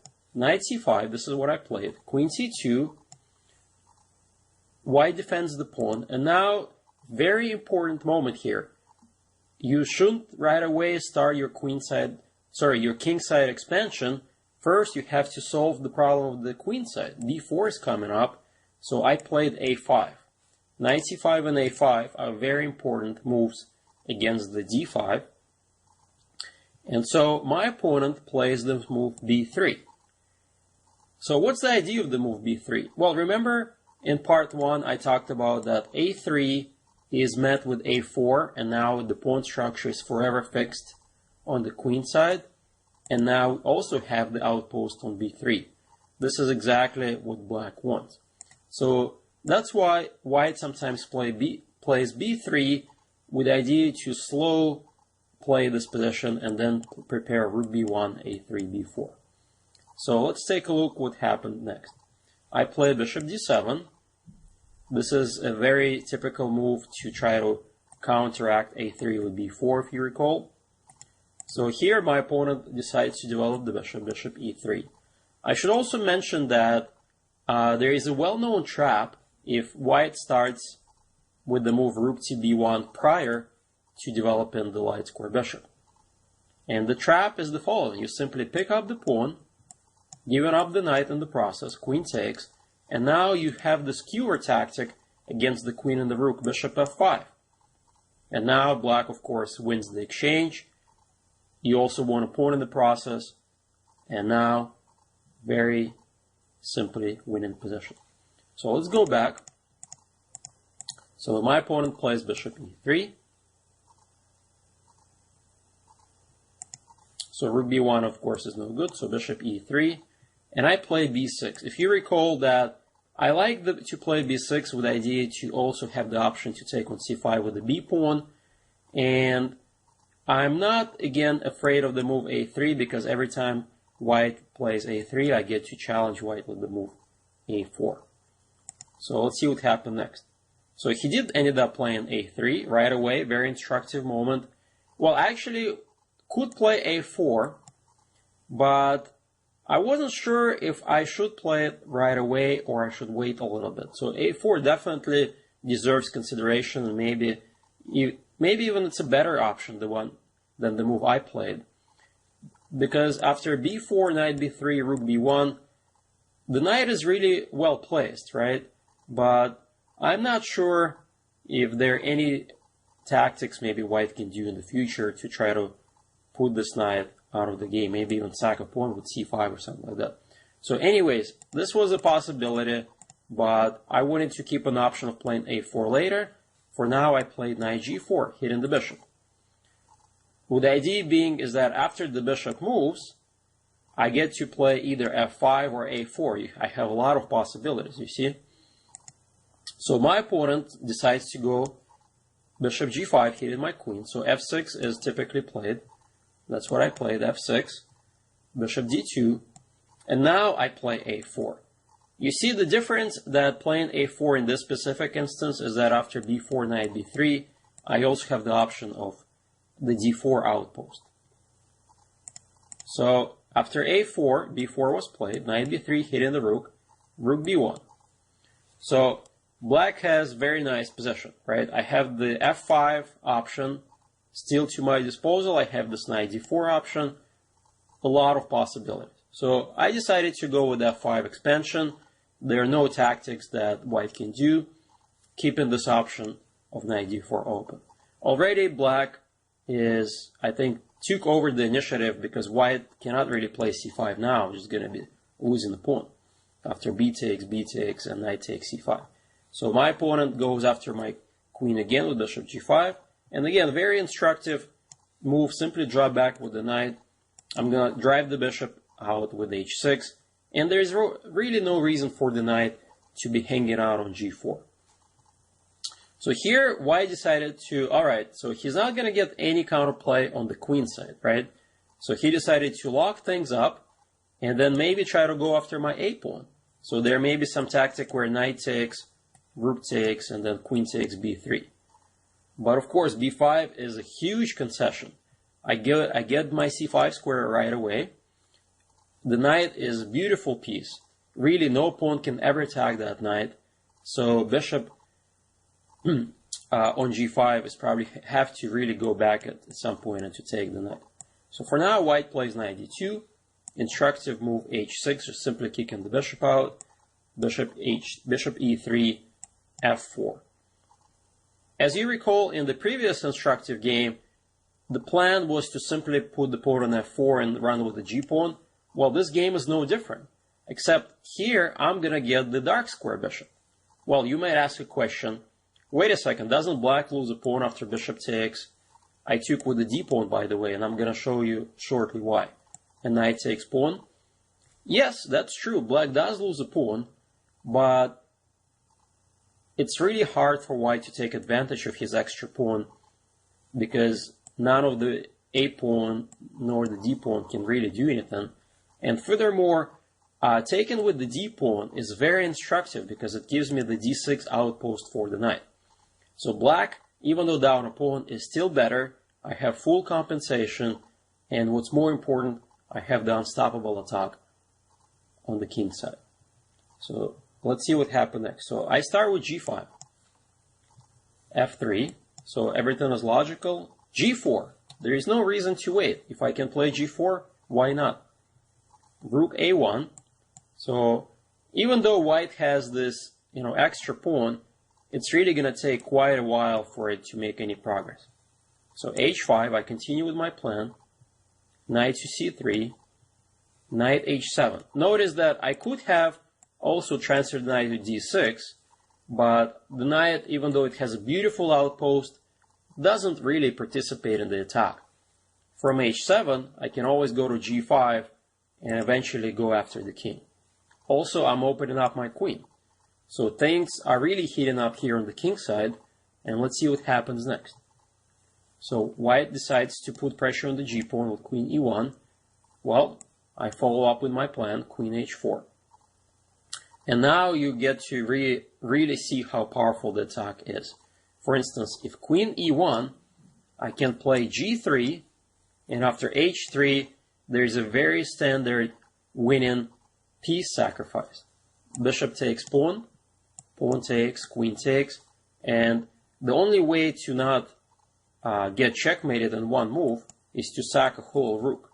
And after rook f2, of course, I can simply take it, and black is totally winning. So this is already looking really dangerous for white after queen h4. So my opponent took, pawn takes, and now you see the f and the g pawn are really going to cause a lot of damage. This knight on f1, on d2 is kind of out of the game, knight on c3 is out of the game, and now black also has the option to do the rook lift. Again, overwhelming attack, and let's see how the game finished. So now queen e1, queen g. Now I play queen g5. There is no reason to go rush with the move g3, given white this f3 square. So it's important to realize that black has all the time in the world to build up his attack. And in addition, I create a kind of hidden threat, f3, and if g takes, we check, winning a piece. So king h1. So now it's time to get help, right? The king is sitting on the half-open h-file. My rook is just asking to be entered into the game. So rook f6. So now rook a2. The idea is to try to at least use that a1 rook for defensive purposes, but it's a little too late, as you will see shortly. Rook h6. Now g3 is a huge threat. Well, knight will come to f3 to the rescue, so maybe not g3 right away, but eventually this move g3 will be devastating for white. Also, some sacrifices are going to be looming in the air shortly. Queen h5 is a big threat as well. So let's see what happens. So g3, white is trying to fight on, and now tactical possibilities open up all over. Rook h3, with the idea to now help out with the queen. So queen h5 or queen h6 is possible. F takes g is a big threat, by the way, because of the pin. So white plays rook g1, and you could see how little by little that king is getting smothered in on h1. If I had a pawn on f3, let's just hypothetically put black's pawn from f4 to f3, and it's black to move, there is a very nice combination that black can do to win the game right away. Let's see if you can find it. So you can try to pause the video. So let me put the pawn on f3. And let's just say for a moment it's black to move. Can you find the tactic? And the checkmate is rook takes h2, exclam, king takes, and queen anywhere in the h file, h5 or h6, which is checkmate. So this is what I played, and now white has nothing better than to sack a piece. Bishop takes. So he's at least trying to get 2 pieces for, 2 pawns for the piece, right? And even though white is probably still losing, the game continues. But I actually found a way to force things, not to sort of take on f3 right away, but to get another piece into the game, rook f8, exclam. Well, it turns out that by taking away the f file, let's say bishop goes anywhere like d1, this is what has been played in the game, black has a devastating threat. Let's see if you can find it.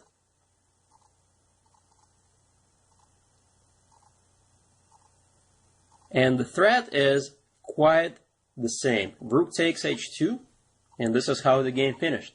King takes, queen check, and queen h3 mate. Quite simply, white had already no defense after f3.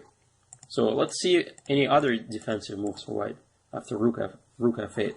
So the bishop is under attack, right? Well, if you put the bishop to g2 square, same thing happens, right? Check. Now you gotta interpose with the bishop and checkmate. So already this position is completely lost. I'm threatening to simply win the piece, and white is hopeless. So you see how black accomplished the attack in 2 ways. First, number 1 is I played a5, and at the right opportune moment I played a4 to completely seize control over the queen side. White sort of locked it up because he had no other options. He traded for my knight on c5, which opened up the dark squares. The extra pawn, that a3 pawn, is really of no use for white because black's attack was really crushing through. And once I got the pawns g4 and f4, so let me show you this position.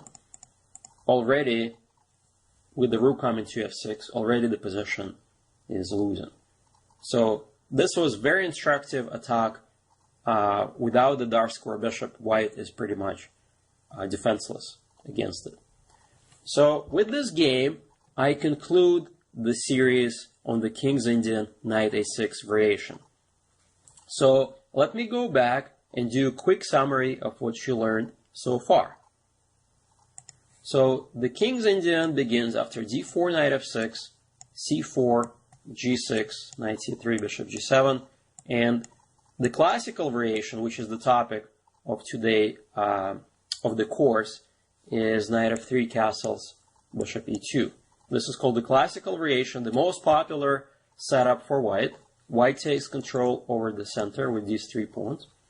Knight a6, this is my preferred move order rather than e5, because after e5, white has the option to trade and then trade queens with a drawish type of position. After knight a6, white castles, we play e5.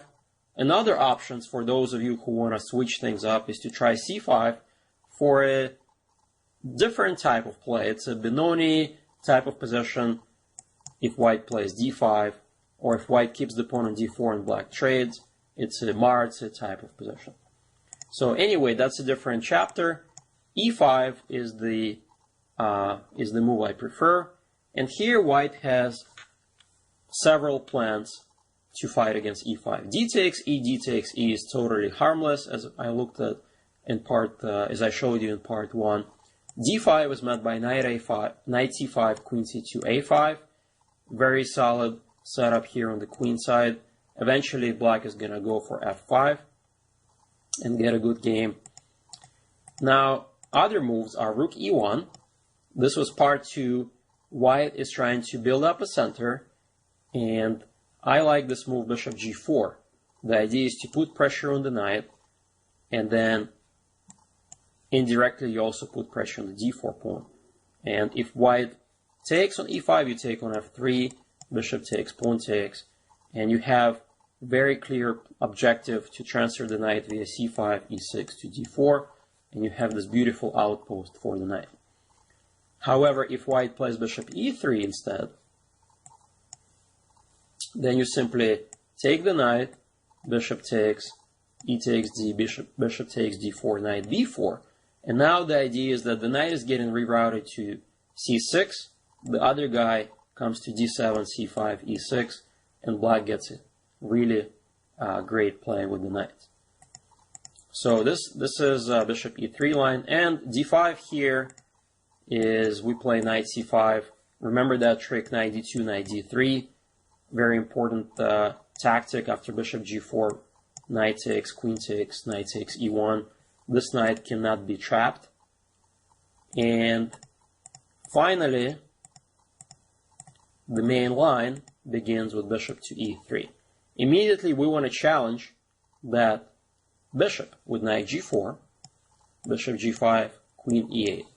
And now white can play rook e1, d takes e, or h3. If de, h3, remember f6. And after the bishop retreats, the knight gets transferred to h6, f7 square, and black gets great game. Same thing after h3, f6. Let's say bishop c1, knight h6, bishop e3, knight f7, and d, c5. Don't be afraid to leave the knight on a6, and you can play the move c6. And this was my instructive game against Darwin Yang that we covered in part 5. And finally, the other main move is now rook e1.